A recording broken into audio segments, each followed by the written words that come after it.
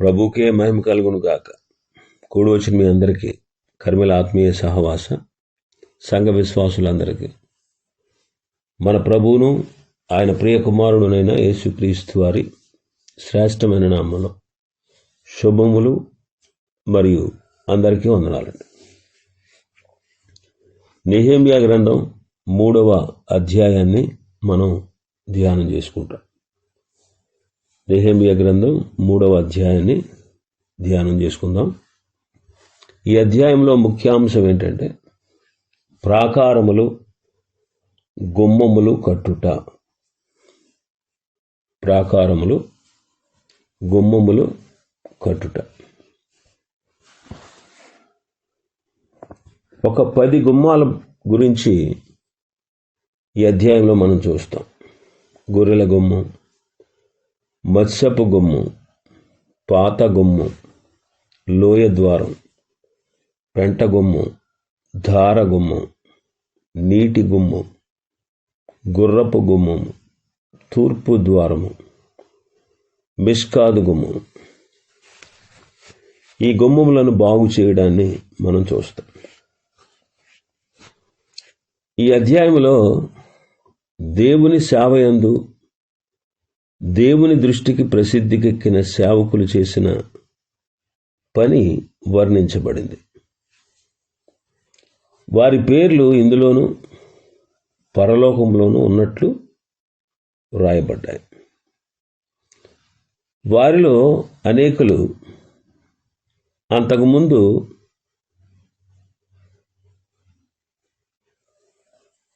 ఈ తాపీ పని కానీ, ఈ మట్టపు గుండు, సుత్తి మొదలైనటువంటి పనిముట్లు వాడుట యందు వాళ్ళకి తర్ఫీదు ఏమాత్రం లేదు. తర్ఫీదు లేనివారు అన్నమాట. అంతకుముందు ఈ పని చెయ్యనివారు, వాళ్ళు చేయనివారు. మొదటి వచనాన్ని మనం చూస్తే, ప్రధాన యాజకుడైన ఎల్యాషీబును అతని సహోదరులైన యాజకులను లేచి గొర్రెల గుమ్మమును కట్టి ప్రతిష్ఠించి తలుపులు నిలిపిరి. హమ్మేయ గోపురం వరకును, హనన్యేలు గోపురం వరకును ప్రాకారమును కట్టి ప్రతిష్ఠించిరి. యాజకుడైన ప్రధాన యాజకుడైన ఎల్యాషీబు అతని సహోదరులైన యాజకులు వీళ్ళ ప్రాకారములు కట్టి నిలిపారు. 2వ వచనంలో యెరికో పట్టణపు వారు కట్టారు. యెరికో శపించబడింది. సుంకరులకు జాలరులకు పేరుగాంచినటువంటి పట్టణం అయినా రాహాబు వలె, జక్కయి వలె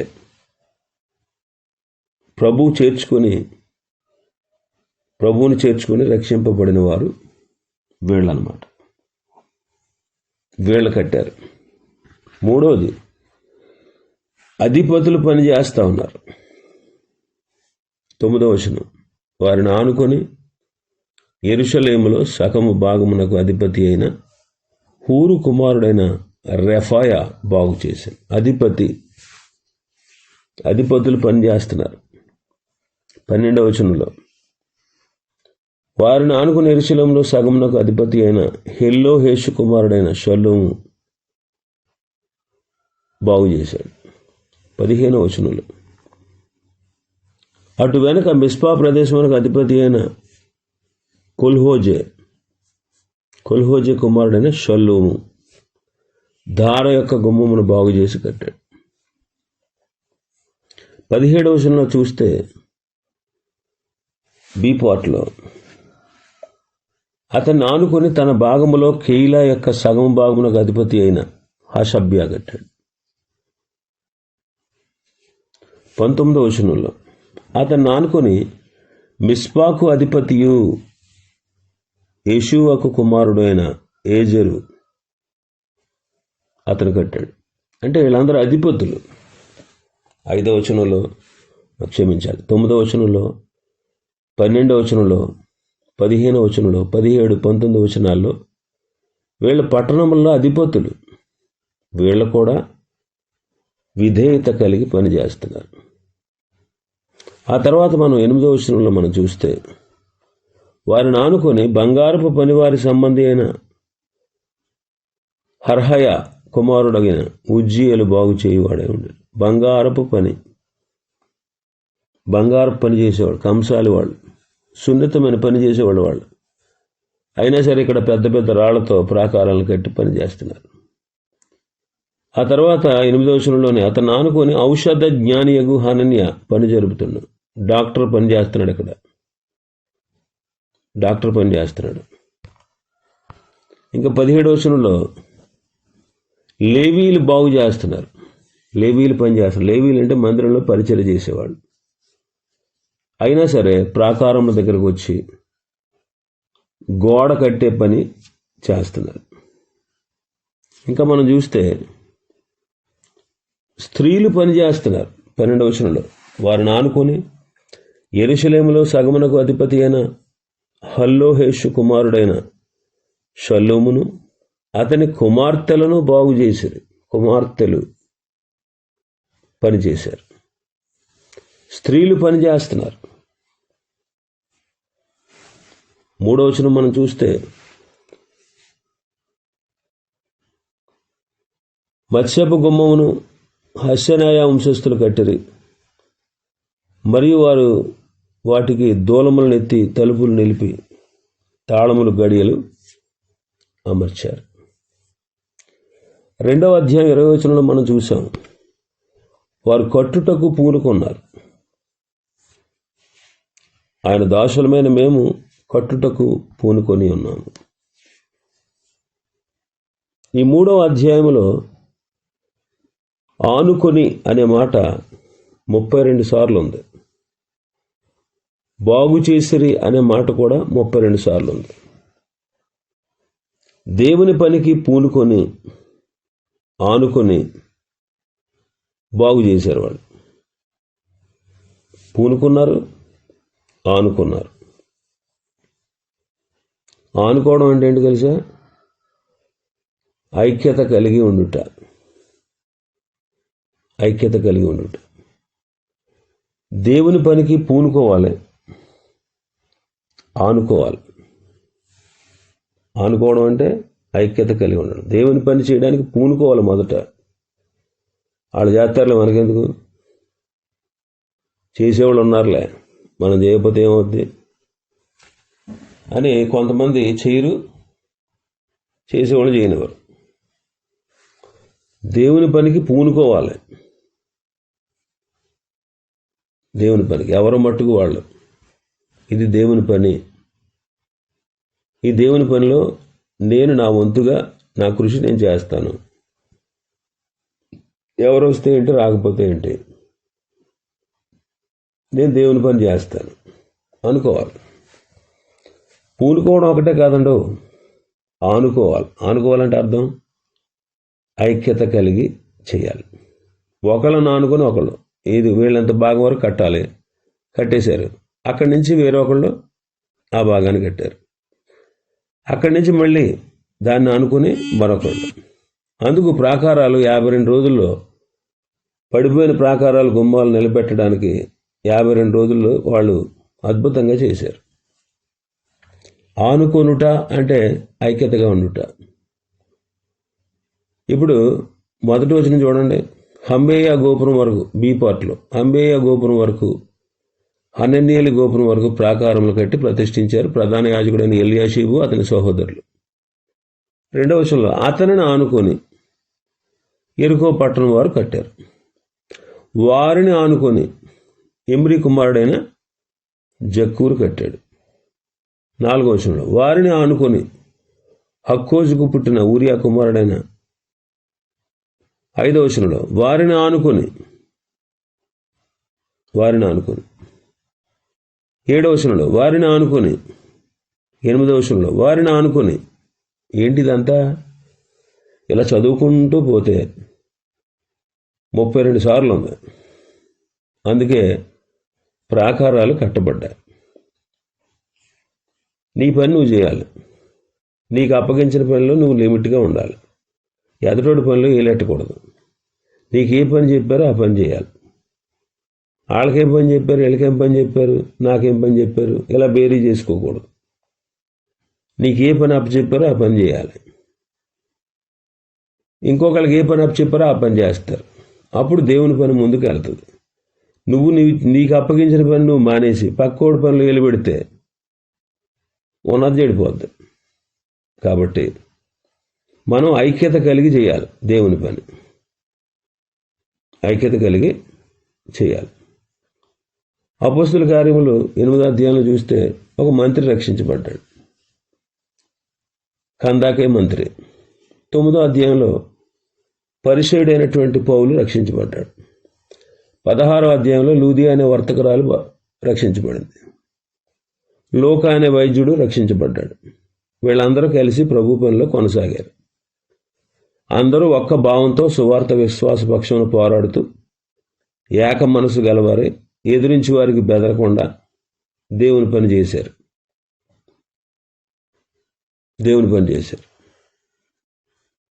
అందుకే ఫిలిప్పీ పత్రికలో పౌలు గారు 1వ అధ్యాయం 27-28 వచనాల్లో చెప్తారు, అందరూ ఒక్క భావంతో సువార్త విశ్వాస పక్షముగా పోరాడాలి, ఏక మనసు కలిగిన వారుగా అపవాదిని ఎదిరించాలి, ఎదిరించే వారికి బెదరకుండా ఉండాలి. అలా చేయడం వల్ల వారికి నాశనం, మనకు రక్షణ కలుగుతుంది అని చెప్పాడు. అలాగే ఇక్కడ ప్రాకారములు కట్టేవారు కూడా ఐక్యత కలిగి కట్టాలి, ఐక్యత కలిగి నిర్మించాలి. ఆత్మ కలిగిస్తాడు ఐక్యత. మరి ఐక్యతను కాపాడుకోవాలి మనం. అందుకే ఎఫెసీ పత్రిక 4వ అధ్యాయంలో పౌలు గారు చెప్తారు.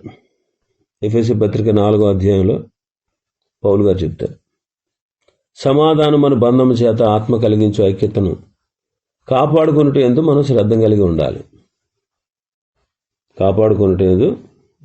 ఐక్యతను కాపాడుకునే శ్రద్ధ కలిగి ఉంటే వాళ్ళు కొన్ని లక్షణాలు కలిగి ఉంటారు. అక్కడ చెప్పాడు ఎఫెసీ పత్రిక 4వ అధ్యాయం 1 నుంచి చదివితే, ప్రేమతో ఒకరినొకడు సహించాలంట. ప్రేమతో ఏం చేయాలి? ఒకరినొకడు సహించాలి. దీర్ఘశాంతంతో కూడిన 3వ వచనంలో దీర్ఘశాంతంతో కూడిన సంపూర్ణ వినయం ఉండాలి, సాత్వికం ఉండాలి. అప్పుడే ఆత్మ కలిగించే ఐక్యతను మనం కాపాడగలం. ఐక్యతను కాపాడాలంటే ప్రేమ ఉండాలి, సహించుకోవడం ఉండాలి. వ్యసన పడిపోవడం కొంతమంది చేసే పని. కొంతమంది వ్యసన పడిపోతూ ఉంటారు, కొంతమంది సహనం ఉండదు, కొంతమందికి ప్రేమ ఉండదు. అసలు ఎవరిని ప్రేమించలేరు. వాళ్ళు మేమే గొప్పవాళ్ళం అని ఫీల్ అయిపోతారు. మేమే గొప్పవాళ్ళం, మేమే ముందు ఉండాలి, మేమే చేయాలి, ఇంకెవడూ చేయకూడదు, మేము ఒక్కళ్ళమే అందరికీ కనబడాలి అని ఫీల్ అయిపోతూ ఉంటారు. వాళ్ళకి ప్రేమ ఉండదన్నమాట. ఎదుటి వాళ్ళని ప్రేమించే మనసు ఉండదు. పోన్లే వాళ్ళు చేస్తున్నారు పని, వీళ్ళు కూడా చేస్తున్నారు, ఇంకా అనేక మంది చేయాలి, ఇంకా అనేక మంది రావాలి. ఇది దేవుడి పని.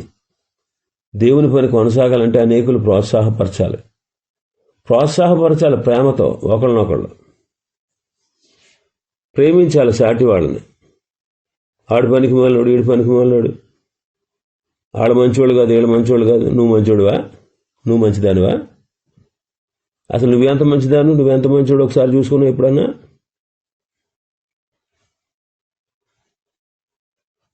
ఆలోచన చేయండి. ఇప్పుడు నాతో పాటు కొంతమంది సేవకులు ఉంటారు, యవన సేవకులు. అని తరిఫీదు ఎత్తున్నాం. ఎందుకు? భవిష్యత్తులో ఎప్పుడైనా తదనంతరం ఈ సేవ ఆగిపోకుండా సాగాలని కొంతమందికి తరిఫీదు ఎత్తున్నాం. అదిగో పాస్ గారితో కూడా ఉన్నవాళ్ళు మంచివాళ్ళు కాదు, దరిద్రులు అంటే నువ్వు మంచివాడివా, నువ్వు మంచిదానివా? నువ్వు ఎప్పుడైనా అనుకున్నావా? అసలు ఆలోచించావా? నువ్వు ఎంత మంచిదానిగా మంచివాళ్ళలాగా అందరిలో దృష్టిలో ఉన్నావో నువ్వు ఆలోచించుకున్నావు ఎప్పుడన్నా? ఐక్యతను చెడగొడుతున్నారు ఇలాంటి వాళ్ళు. ప్రేమించట్లేదన్నమాట. సాటి వాళ్ళని ప్రేమించడం రాదు, ప్రేమించలేరు, ఓర్చుకోలేరు, సహించలేరు. ఎదుటి వాళ్ళకి పంగనామాలు. దేవుని పని చెడగొడతాం చూస్తాం తప్ప ఇది దేవుడి పని రా బాబు, ఇది చెడగొట్టకూడదు, ఇది చెడగొడితే నాకు ఆ శాపం వస్తుంది దేవుని పనికి ఆటంకం కలిగిస్తే నేను నాశనం అయిపోతాను, ఇది దేవుని పని మనుషుల పని కాదు అని ఆలోచన చాలామందికి ఉండదు. ఐక్యత ఉండదు చాలామందికి. ఐక్యత ఉండాలంటే ప్రేమ ఉండాలి నీలో. ఐక్యతను కాపాడాలంటే మొట్టమొదటి నీలో ఉండాల్సిన లక్షణం ఎదుటి వాళ్ళను ప్రేమించాలి. వాళ్ళ దుర్మార్గులైనా, దుష్టులైనా, వ్యతిరేకులైనా, పనికి మాలిన వాళ్ళైనా, పాపిష్టి వాళ్ళైనా ఎదుటి వాళ్ళను నువ్వు ప్రేమించాలి. ఐక్యతను కాపాడాలంటే నువ్వు ప్రేమ కలిగి ఉండాలి. ఎలాంటి వాళ్ళనైనా ప్రేమించగలగాలి. నువ్వు నేను మంచోళమా? దేవుడు మనల్ని ప్రేమించలేదా? మనం మంచోళమా? దేవుడు మనల్ని ప్రేమిస్తున్నాడు కదా. మనం మంచోళం కాకపోయినా మనల్ని ప్రేమిస్తున్నాడు దేవుడు. మరి యేసయ్య లాంటి ప్రేమను మనం కనపరచొద్దా? యేసయ్య ఏం చెప్పారు? మత్తయి సువార్త 5వ అధ్యాయంలో, నీ శత్రువుని ప్రేమించు, నేను హింసించిన వారి కొరకు ప్రార్థన చేయు అని చెప్పారు. శత్రువుని కూడా ప్రేమించమని ఆయన చెప్తున్నాడు. కాబట్టి మనం ప్రేమించాలి. ఎంతటి ఘోరమైనటువంటి పాపులైనా ప్రభు క్షమించాడు, ప్రేమించాడు, చేరదీసుకున్నాడు. మన సంఘంలో మనమే గొప్పవాళ్ళం అన్నట్టు, ఎదుటోళ్ళు అందరూ ఎందుకు పనికిరారు అన్నట్టు తీసిపడేస్తున్నావు. వాళ్ళని ఓర్చుకోలేవు, వాళ్ళని చూసి సహించలేవు, వాళ్ళని చూసి తట్టుకోలేవు, వాళ్ళని చూసి పళ్ళు పటపట నూరేస్తావు, వాళ్ళని చూసి కోపంతో రగిలిపోతూ ఉంటావు. వాళ్ళు కనబడగానే నీకు ఉక్రోషం, ఆవేశం వచ్చేస్తాయి. ఏది నీకు ప్రేమ? ఐక్యతను కాపాడాలంటే నీకు ప్రేమ ఉండాలి. రెండవది సహించుకోవాలి. ఒకవేళ నేను తిట్టారు, సహించుకోవాలి. నీ మీద కోపపడ్డారు, సహించుకోవాలి. నిన్ను వ్యతిరేకిస్తున్నారు, సహించుకోవాలి.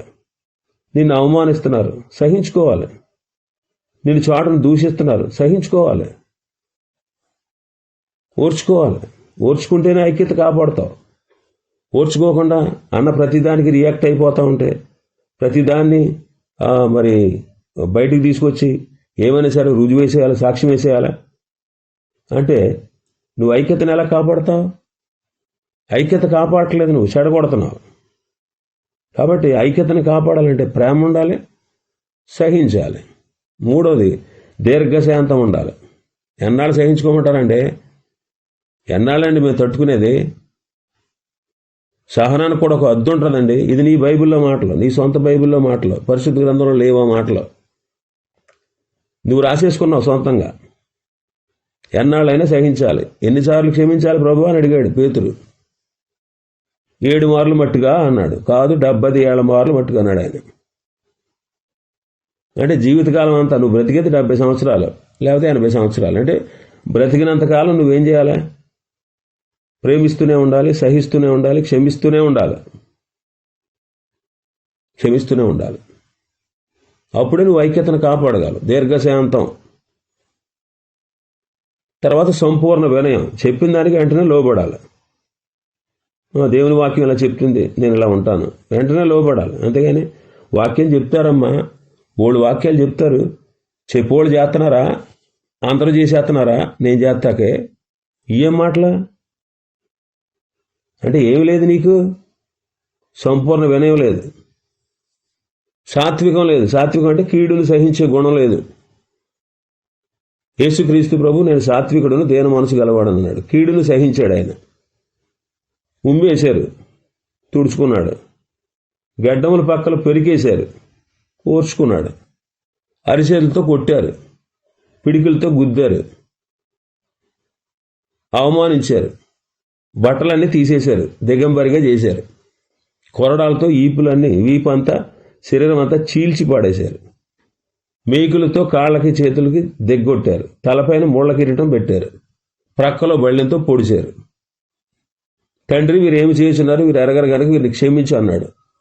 ఇవన్నీ తట్టుకుని సహించి. ఆయన ఏం తప్పు చేశాడా? ఆయన ఏమైనా పాపం చేశాడా? మరి ఎందుకు అలాగా సిలువలో శ్రమలు పొందాడు? నీ కొరకు, నా కొరకే కదా. నిన్ను నన్ను రక్షించడానికే కదా, నిన్ను నన్ను బ్రతికించడానికే కదా, నిన్ను నన్ను నిత్యశిక్ష నుంచి తప్పించడానికే కదా. ఆయన ఏ పాపం చేయలేదు కదా. పాపం చేయకుండా అన్యాయంగా ఆయన బాధలు పెట్టారే. ఆయన పగబెట్టుకున్నాడా? దూషించాడా?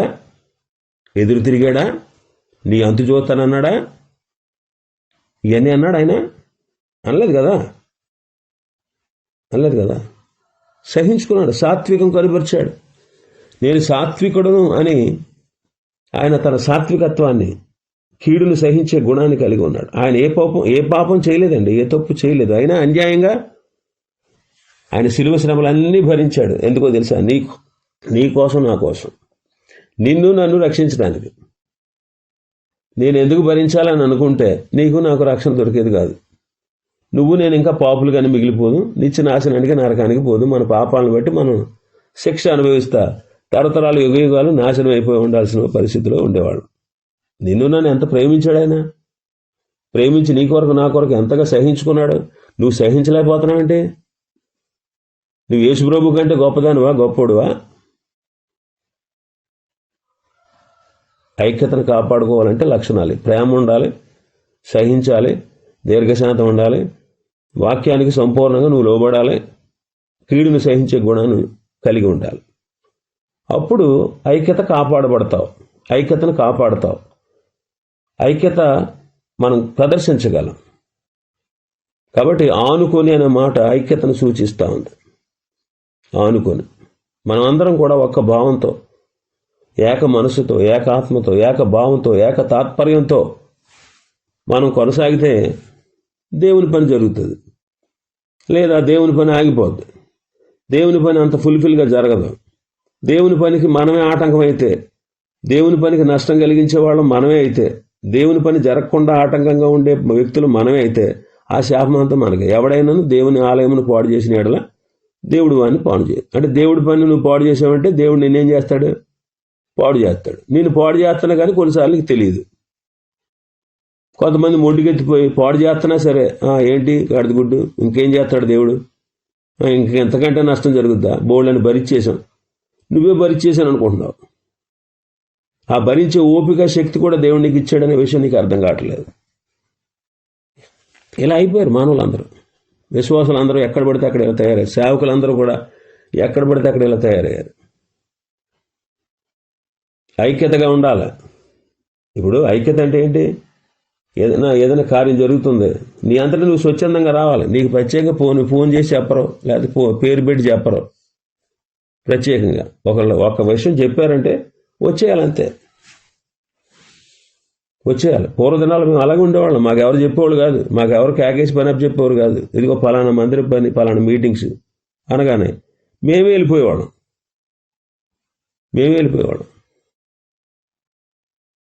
మా చిన్నతనంలో మీటింగ్ అనగానే ఇది దేవుడి పని అని వెళ్ళిపోయాం. మాకెవరు చెప్పేవాళ్ళు కాదు, పేరు పెట్టి మందిరంలో అనౌన్స్ చేసేవారు అంతే. మేమందరం వీళ్ళు ఐక్యతగా చేసేవాళ్ళం. మందిరంలో అనౌన్స్ చేసేవారు అంతే. ఎవరు మట్టు వాళ్ళు స్వచ్ఛందంగా వెళ్ళిపోయి, ఏమన్నా మేము ఏం తీసుకురమ్మంటారు, కూరగాయలు తెమ్మంటారా, లేకపోతే ఏం తెమ్మంటారు, మా వంతు ఏంటి, మేము ఇది తెద్దాం అనుకుంటున్నామండి, మేము ఇలా చేద్దాం అనుకుంటున్నామండి అని మేమే అడిగేవాళ్ళం వెళ్ళి. అంతేగాని మీరు చెప్పండి మేము చేస్తాం, మీరు ఎంత ఇమ్మంటారు చెప్పండి మేము ఇస్తాం, అలా ఎప్పుడు ఉండేది కాదు. దేవుని పని చేయాలంటే ఐక్యత ఉండాలి. నీ మనసులో ప్రేరేపణ బట్టి నువ్వు చేయాలి. ఎవరో చెప్తే చేయడం కాదు, ఎవరు గెంటితే చేస్తాం కాదు, నీకు పెత్తనాపు చెప్తే చేస్తాం కాదు, నీ అంతటి నువ్వు స్వచ్ఛందంగా చేయాలి. అది ఐక్యత అంటే. యెరూషలేము యొక్క గుమ్మాలు కట్టబడ్డాయంటే ఆనుకున్నారు ఒకళ్ళనొకళ్ళు, ఒకళ్ళని ఆనుకుని మరొకళ్ళు, ఒకళ్ళని ఆనుకుని మరొకళ్ళు, ఒకళ్ళని ఆనుకుని మరొకళ్ళు. 32 సార్లు ఉంది ఆ మాట. అందుకే 52 రోజుల్లో కట్టగలిగారు. అది నేను చేయలేని మానేస్తే అక్కడ ఆగిపోయేది పని. ఎవరు మట్టుకాళ్ళు చేశారు, స్త్రీలు చేశారు, డాక్టర్లు చేశారు, గొప్పవాళ్ళు చేశారు, అధిపతులు చేశారు, లేవీలు చేశారు, కంసాల వాళ్ళు చేశారు, అందరూ చేశారు. ఈ పని చేతకు వచ్చి చేయలేళ్ళు, చేత కాకపోయినా సరే పనిలోకి వచ్చి పని చేశారు. వాళ్ళు పని చేశారు. అది ఐక్యత అంటే. అలా చేయాలి మనం దేవుని పని. అన్నీ కూడా లోకలే. ఒకడు పని చేస్తే ఇంకొకడు ఓర్చలేడు, ఒకడు చేస్తే ఇంకొకడు తట్టుకోలేడు. నీకు చెప్పారా నువ్వు చేయి, నేను చేయను, నాకు చెప్పలేదు, నువ్వు చెప్పకపోతే నువ్వు చేయవా? ఈ దేవుడి పని కదా, నీకు ఆశీర్వాదం వద్దా? నీకు చెప్పడం ఏంటి, ఒకటి చెప్పడం ఏంటి? సంఘంలో అనౌన్స్ చేశారు, నువ్వేం చేయాలా? చెయ్యాలంతే. ఐక్యత ఉన్నవాడు అయితే ఖచ్చితంగా చేయాలి. దేవుని వాక్యం చేత హెచ్చరిస్తున్నారు. దేవుడు తన వాక్కు చేత మనల్ని హెచ్చరిస్తున్నాడు. నీకెవరు చెప్పాల్సిన అవసరం లేదు. ఇది దేవుడి పని. స్వచ్ఛందంగా నువ్వు వచ్చి చేస్తే దేవుడిని ఆశీర్వదిస్తాడు. అంతేగాని నాకు పని చెప్పలేదు, నాకు చెప్పలేదు, ఇలాంటి మాటలన్నీ వద్దు. ప్రతి ఒక్కరికి చెప్పాలంటే అందరి వల్ల కాదు. ఇది జరగదు. నువ్వు చేస్తే నీకు ఆశీర్వాదం, నువ్వు చేయకపోయినా దేవుడి పని జరుగుద్ది. అందులో డౌట్ ఏం లేదు. ఎందుకంటే అది దేవుడి పని. అది నువ్వు చేయనన్నా సరే నీ చేత బలవంతంగా చేయించగలడు. నువ్వు చేయనని మొండికేసి కూర్చుంటే నేను చేప కడుపులో పాడేసన్నా తిరిగి తీసుకొచ్చి బుద్ధి చెప్పానా నీకు బుద్ధి చెప్పించి నీతో పని చేయించగలడు. ఆయన అంత శక్తిమంతుడు. మరి చేప కడుపులో పడి సముద్ర గర్భంలోకి పోతావో, స్వచ్ఛందంగా నీ అంతటా నువ్వు వచ్చి చేస్తావో నీ ఇష్టం. ఇవన్నీ కూడా దృష్టాంతాలే. పరిశుద్ధ గ్రంథాలు ఉన్నాయి. నేనేం సొంతంగా చెప్పట్లా, కల్పించి చెప్పట్లా, మీ మీద కోపంతో ఉగ్రేషంతో చెప్పట్లా, వ్యక్తిగతంగా ఉద్దేశపూర్వకంగా నేను చెప్పట్లా. ఆనుకుని చేశారు ఆనాడు 52 రోజుల్లో ప్రాకారాలు కట్టబడ్డాయి. అది సామాన్యమైన మా పని కాదు, చాలా అద్భుతమైనటువంటి పని. ఆ రీతిగా నువ్వు కూడా ఐక్యతను కాపాడుకుంటూ నువ్వు దేవుని పని చేయి. ఆయన పనిలో కొనసాగించు. ఆయన పనిలో కొనసాగు. ఐక్యత కలిగి నిర్మించి బాగు చేశారని చెబుతున్నాం. ఆగిపోయిన వారు కాదు. వాళ్ళు ఆరంభించిన పనిని అంతమొందించారు. ఆటంకాలు ఎన్నో కలిగినాయి, కానీ వాళ్ళు ప్రార్థనాపూర్వకంగా కార్యంలో కొనసాగారు. పౌలు కూడా అంటాడు, క్రీస్తు సువార్త ప్రకటించుటకు క్రీస్తు నాకు అనుగ్రహించిన పరిచయను తొదముట్టించాలని నా ప్రాణాన్ని కూడా నేను ఎంత మాత్రం లెక్క చేయట్లేదు అంటాడు. నా ప్రాణాన్ని కూడా నాకు ఎంత మాత్రం ప్రియమైనది ఎంచుకోవట్లేదని చెప్తున్నాడు. 3:20 మనం చదువుతాం, బారూక్ అనేవాడు ఆసక్తితో పనిచేశాడంట. అకుల ప్రిస్కిల్ల అనేవాళ్ళు పౌలు కొరకు తమ ప్రాణాలు ఇవ్వడానికి తెగించారు. పౌలు గారు రోమపత్రిక రాస్తూ 16వ అధ్యాయంలో అంటాడు, మీ కొరకు ప్రయాసపడినటువంటి మరియాకు వందనాలు అంటాడు. మరియా అనే సహోదరి ప్రయాసపడిందంట. ప్రియురాలకు పెర్సిస్కు వందనాలు అంటాడు. ఆమె ప్రభునందు బహుగా ప్రయాసపడింది అన్నాడు. కాబట్టి ప్రాకారం కట్టే పనిలో అధికారులు కొందరు ప్రభు పని చేశారు, కొందరు తమ ప్రభు పని చేశారు.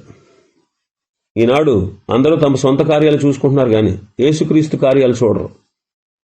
ఫిలిప్పి 2:21 పౌలు గారు చెప్తారు. ఈ దినాల్లో కూడా ప్రభు పని చేయకుండా అలా ఆగిపోయేవారు చాలామంది ఉన్నారు, ఎక్కువ మంది ఉన్నారు. అయినా సరే మనం నిరుత్సాహపడక్కర్లా. మనం ఉన్నవాళ్ళం కొంతమంది అయినా, చిన్నవాళ్ళమైనా, తక్కువ వాళ్ళమైనా దేవుని పని చేసి దేవుని కార్యాన్ని మనం జరిగించాలి.